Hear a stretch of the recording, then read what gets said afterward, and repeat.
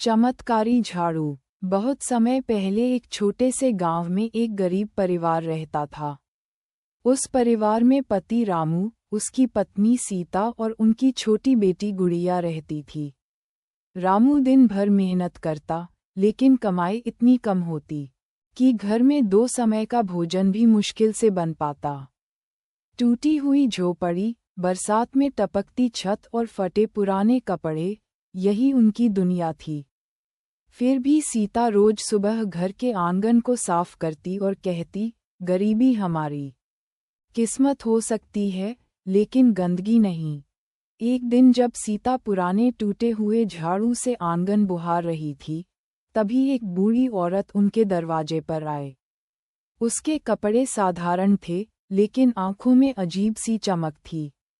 उसने पानी मांगा।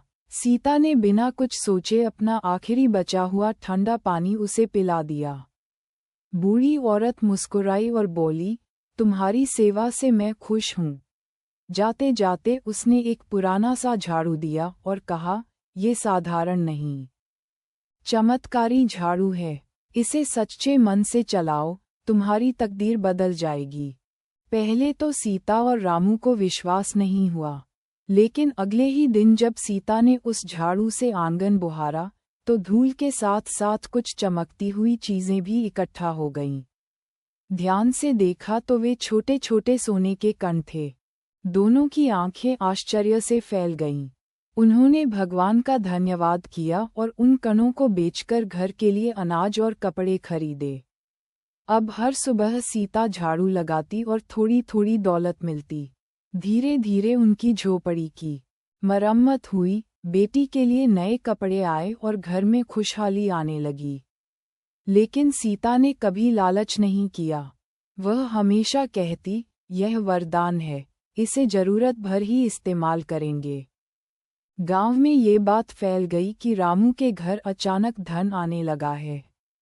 पड़ोसी शंभू, जो बहुत लालची था, ये देखकर जलने लगा।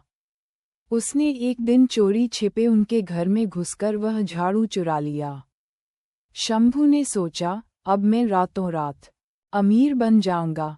लेकिन जब उसने अपने घर में झाड़ू चलाया, तो धूल की जगह काले कोयले के टुकड़े निकलने लगे। उसका घर गंदगी से भर गया और वह घबरा गया। तभी वही बूढ़ी औरत प्रकट हुई और बोली, ये झाड़ू केवल ईमानदार और संतोषी लोगों के लिए काम करता है। शंभू ने शर्मिंदा होकर झाड़ू वापस लौटा दिया और माफी मांगी। रामू और सीता ने उसे माफ कर दिया। उन्होंने कहा, असली चमत्कार इस झाड़ू में नहीं, बल्कि मेहनत और सच्चाई में है। समय बीतता गया और उनका परिवार सुख शांति से रहने लगा। उन्होंने गांव के गरीब लोगों की भी मदद की, ताकि कोई भूखा न सोए। एक दिन वह बूढ़ी औरत फिर आई और मुस्कुराकर बोली, अब तुम्हें इस झाड़ू की जरूरत नहीं। और वह झाड़ू अचानक साधारण बन गया। लेकिन तब तक रामू का परिवार अपने पैरों पर खड़ा हो चुका। उन्हें समझ आ गया था कि असली जादू दया, ईमानदारी और संतोष में है। कहानी का संदेश यही है कि सच्चे मन, मेहनत और ईमानदारी से ही जीवन में सच्ची खुशहाली आती है, और जो लालच करता है, उसके हाथ कभी सच्चा सुख नहीं लगता।